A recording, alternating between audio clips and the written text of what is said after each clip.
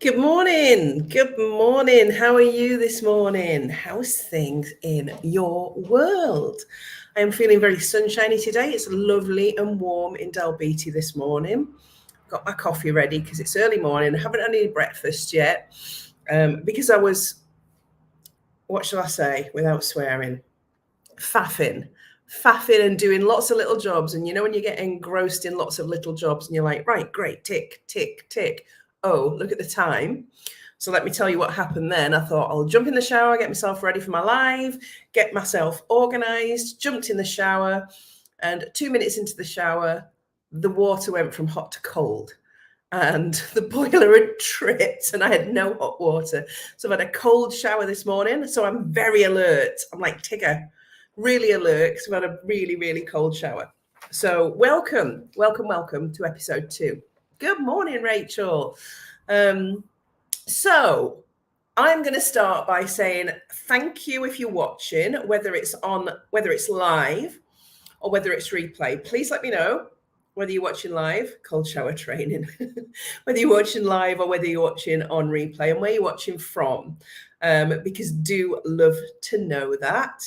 I am Mandy Nicholson, as it says on the sign, and I am the Creative Genius Consultant. And I'm an artist, I'm an author, and I help creative women to launch, grow, and scale their businesses and make more money. So this is episode 2 in my 6 Lives in 3 Weeks series, leading you up to my next big 5-day challenge on the 11th of July.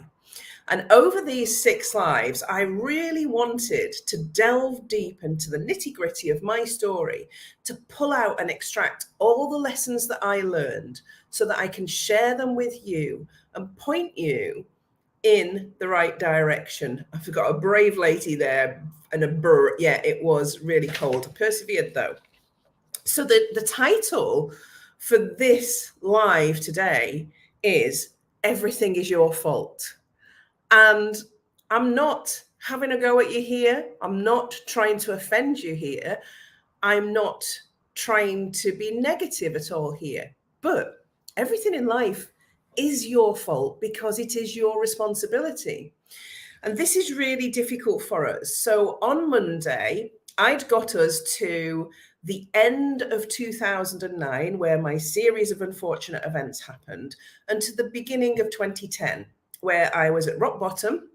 I was living in a council house and I had no money, £30 in my bank, and a clapped out little car. And people I loved had let me down really, really badly.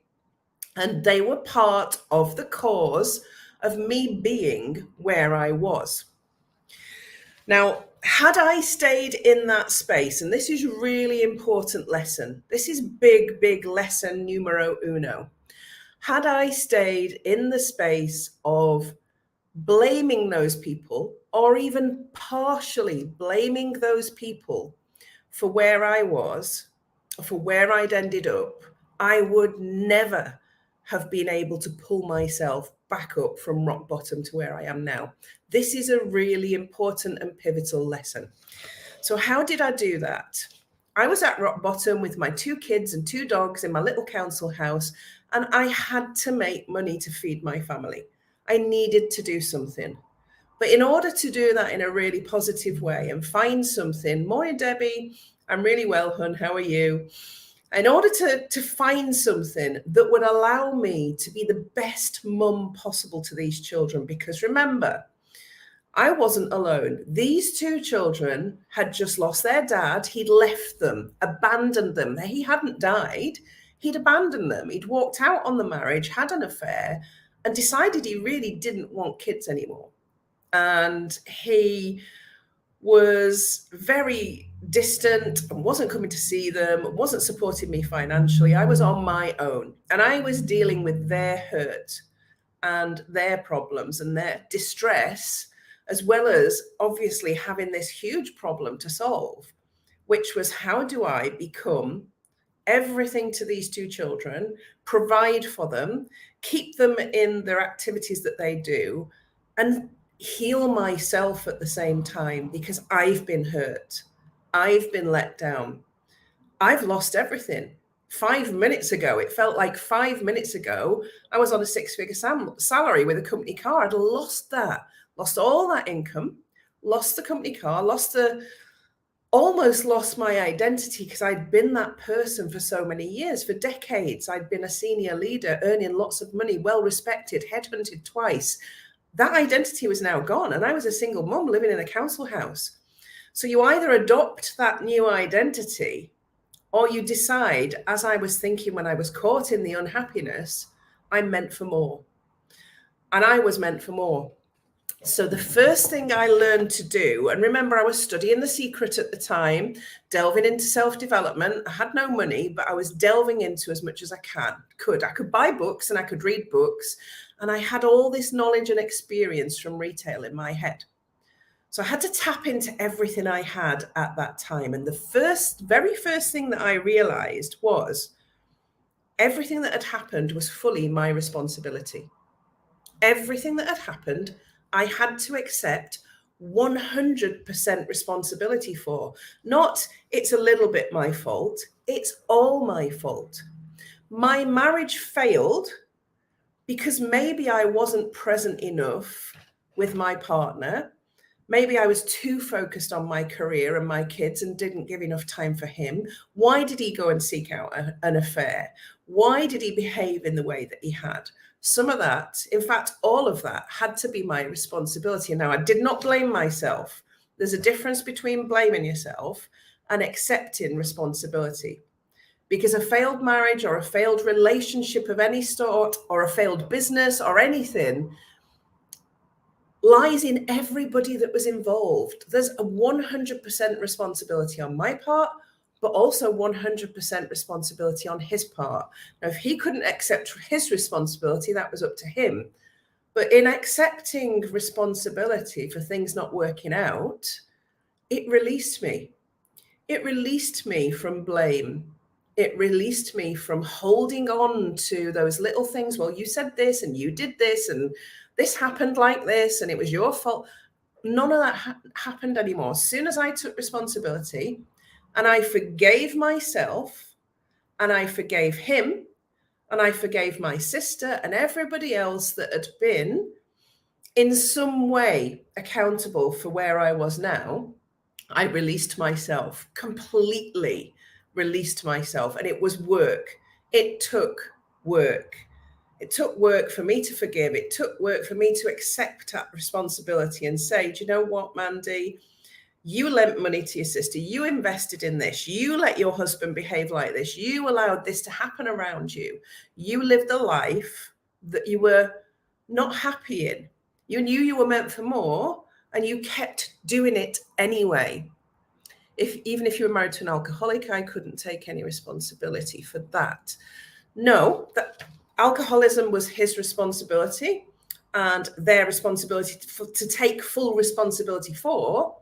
The responsibility lies in staying in a situation that you can't control and that is not making you happy. And that's what I'm saying when I say I took full responsibility. I stayed when I shouldn't have. I allowed some of the behaviors for an easy life. I did not challenge things because I didn't want to upset the children. I chose those things. We make choices every day. So that's what I'm saying. It's not blame. It's accepting responsibility to say, you know what, I put up with that for too long. It's not my responsibility to make that person change. But I can accept responsibility for my part in this. And actually, in doing that, it really does. It lets it go up to the universe. You're no longer holding on to the negativity, the what ifs, and all of those things, the questions that you start asking yourself. And when you can truly do that and release that and forgive, completely forgive and let everything go, it changes everything. It changes everything and it opens up the pathways for you to be able to manifest the life that you truly deserve. I knew I was meant for more. So here I was in this council house and I forgave. And I stopped calling it a council house. this is the next thing I did.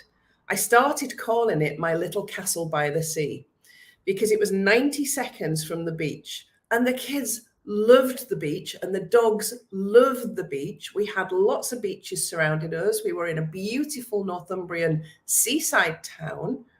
So I started calling my council house my little castle by the sea. And that changed everything. I was grateful that I had a roof. I might have lost every penny I ever earned and everything I had, and lost my dad and lost my marriage and all that list of things that I gave you on Monday night that I lost during that series of unfortunate events. But I still had my children. I still had my dogs. I still had my health, my brain. I had a home, a roof over my head, and I had the ability to create the income I needed to support my family. So that's my 3 key things for this lesson today: responsibility, forgiveness, and gratitude. Now, people talk about gratitude and, doing your gratitude every day. And we get into these, we must do these things. We must do these things because somebody somewhere said that it's really important, but it's hard to do these things sometimes. I'm very much a realist.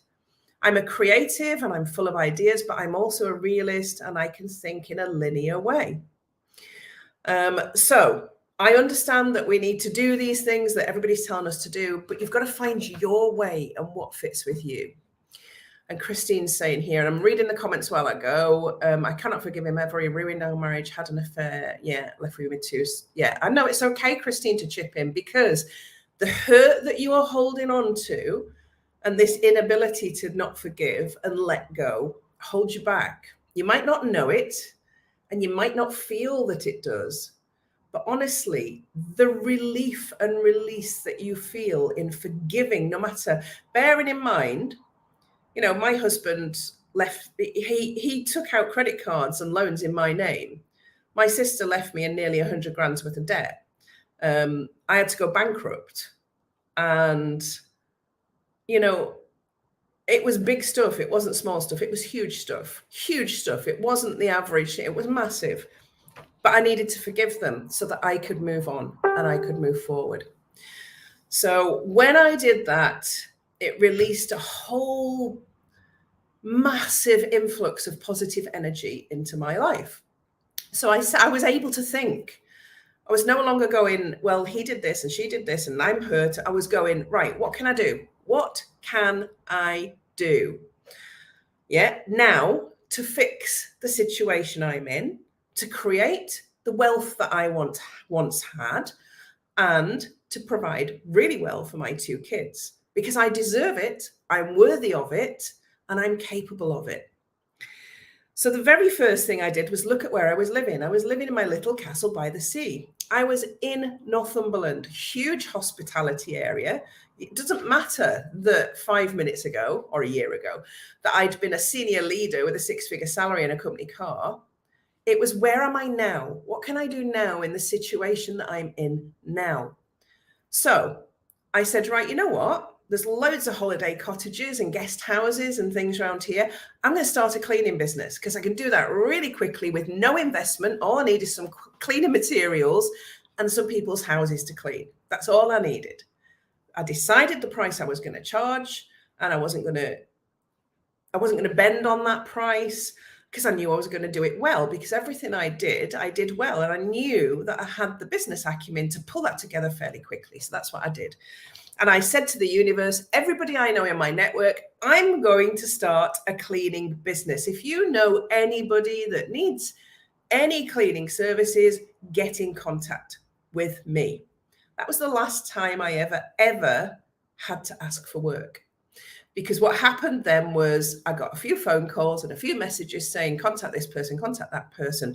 Within a week, I had a holiday cottage in Long Corton, a group of holiday cottages in the Amble area, surrounding Amble area, with a fantastic couple, guest house in Almouth, a couple of private cleans, and I was ready. And I was able to schedule all of those things in to when my kids were at school. And when the kids were off school, I could take them with me.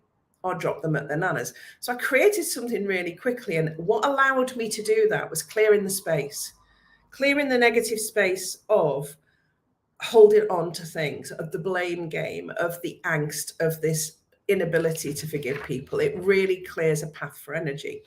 Now, you might say, you went from this career, Mandy, to being a cleaner. Yes, I did. I am not ashamed about that, because I was able to not only provide for my family, I was able to keep my daughter in ballet and dance lessons. She was doing 8 dance lessons a week at that point. It was costing a fortune. I kept my son in karate. I was able to keep them in the schools they were in and run them to those schools every day, because I made sure my cleaning jobs didn't start until all the school runs were done and I finished on time. And honestly, it was the best thing I'd ever done. I was independent. I was doing a job without the brain work. And do you know what that allowed me to do? When I came home, I might have been physically tired, but mentally I was available to start my self-development journey. And that was the next step. Forgiveness, gratitude, taking responsibility, create something that you can do, and then invest in yourself and grow yourself so that you can grow whatever it is that you want to grow, whether that's your business, your life, your mindset, your ability to do anything. So I'd invested in a few books. I'd read The Secret, watched the movie, read Jack Canfield's books, read Bob Proctor's books, done a few meditation courses that were cheap because that's all the money I had. But as the money started to come in from my cleaning business that I'd created really quite quickly, and don't get me wrong, it wasn't fine. It took a few months to build this. This is not all happening really quickly. This is happening over months.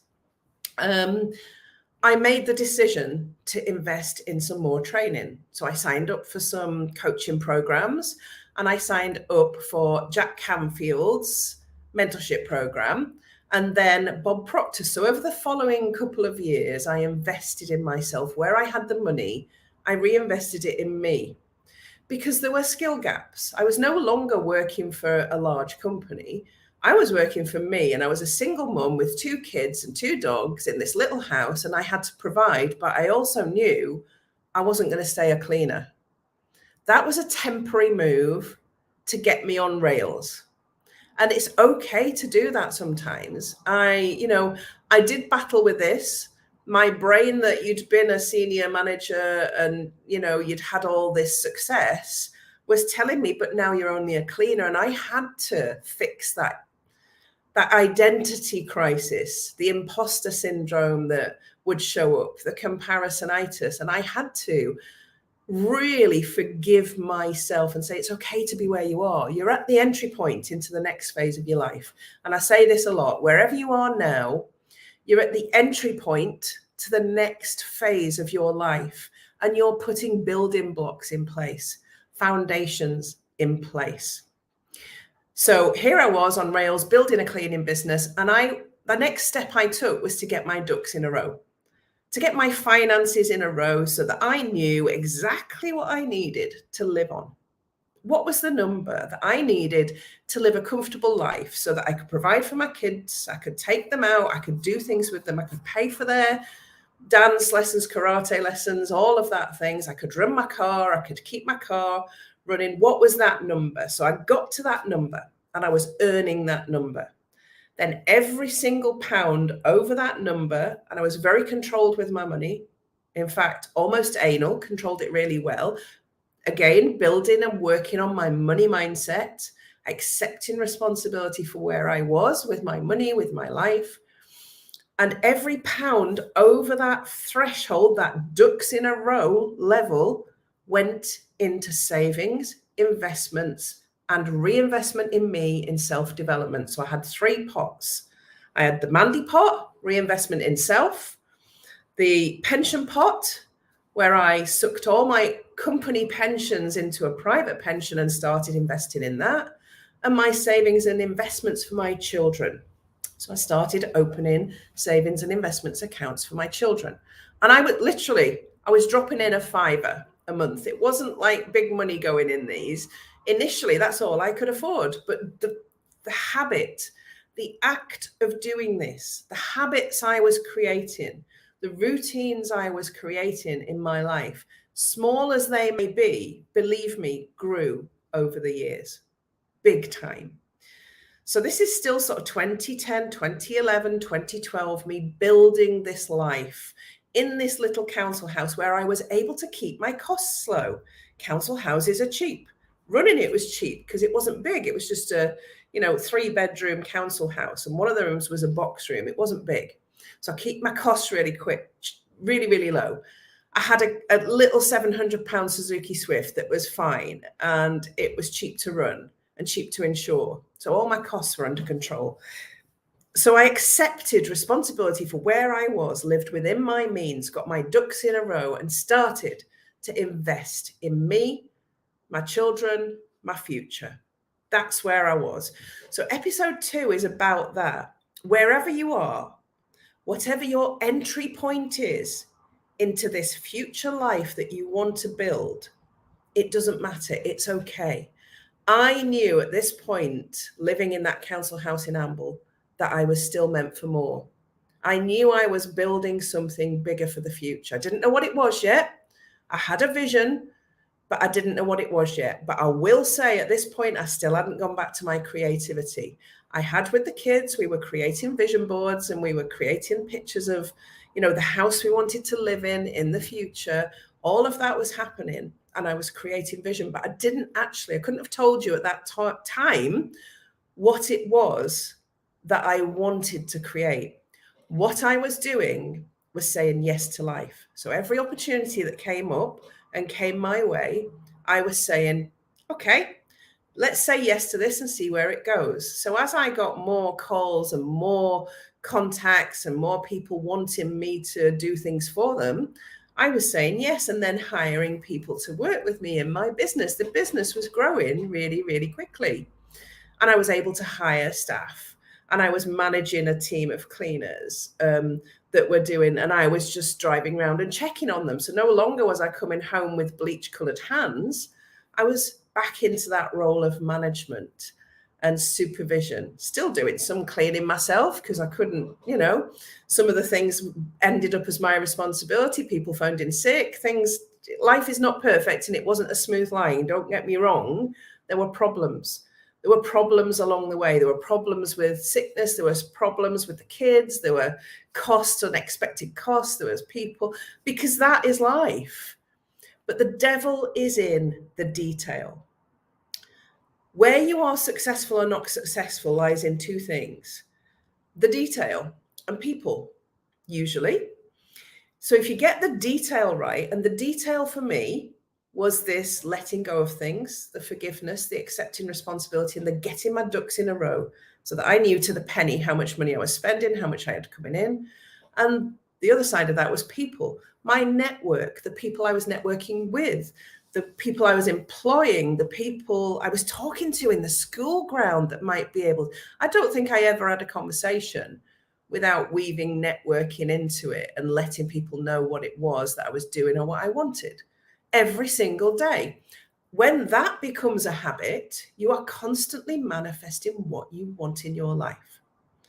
So I had moved things forward, really moved things forward.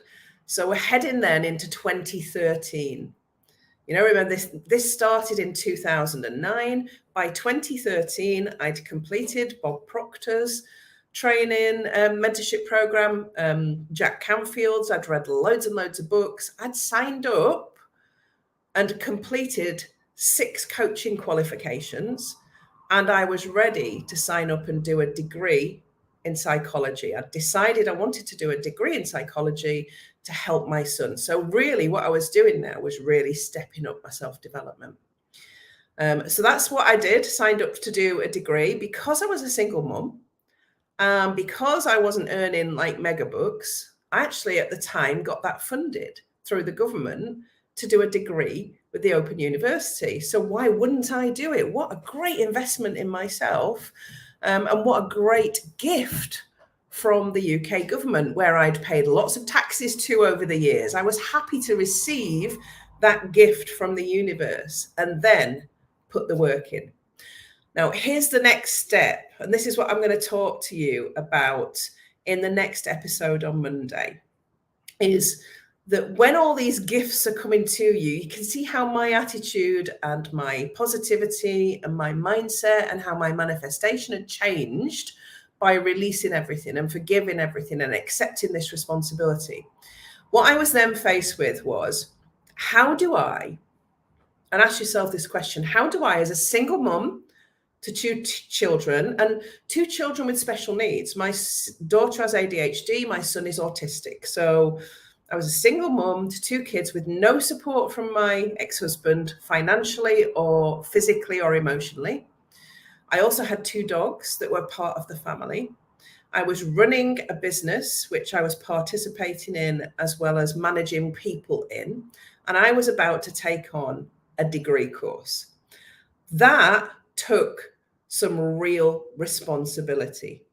How was I going to manage my time effectively so that I could serve all of those people? My kids were everything to me and are everything to me, so that I could serve my kids equally as well as I had been and help them with their emotional growth, so that I could still walk my dogs 3 times a day, so that I could still run my business and that I could do a degree. And that's where sacrifice comes in, because you don't get anything by expecting it to be easy in life. And I had to expect to be sacrificing something. I had to look at my time management in detail, and I mean in detail. And I had to look at every hour of the day and make sure that every single hour was productive, knowing that I needed 8 hours sleep. That still left me with 16 hours every single day. And I had to know to the minute what I was going to do if I wanted to achieve this degree course. So I had to sacrifice things. There needed to be sacrifices, not for the kids. I would not sacrifice anything for my kids. I would not sacrifice the dance lessons or anything, but I did look at the pockets of time and look at where I could take back time to deliver what I needed to deliver. So I'm going to talk to you on Monday night on the next live of how productivity and planning became how I lived my life for 3 years in order to get through that degree course, as well as keeping everything else going. And I didn't just keep everything else going because I was still manifesting. And in that degree, in that time of doing that degree, because remember, where am I now? 20, what did I say? I was about 2013.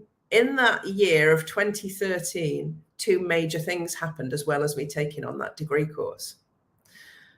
So I'm going to cover them on Monday and tell you how you cope with fitting so much stuff into your life that's really important, because we all have the capacity in the 24 hours a day that we have to fit in what we need, because we are meant for more. And when you are meant for more, and when you want to follow your dreams, then you need the skills to be able to do all of the things that allow you to get there.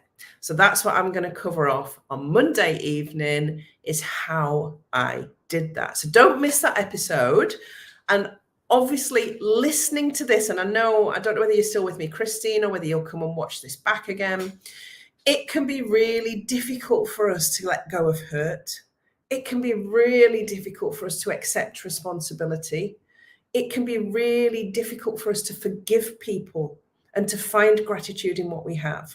These are the hardest jobs we have to do on our journey, but they are the jobs that will give you the biggest gains and the biggest growth. Believe me, I am not talking from guessing here, I'm talking from experience.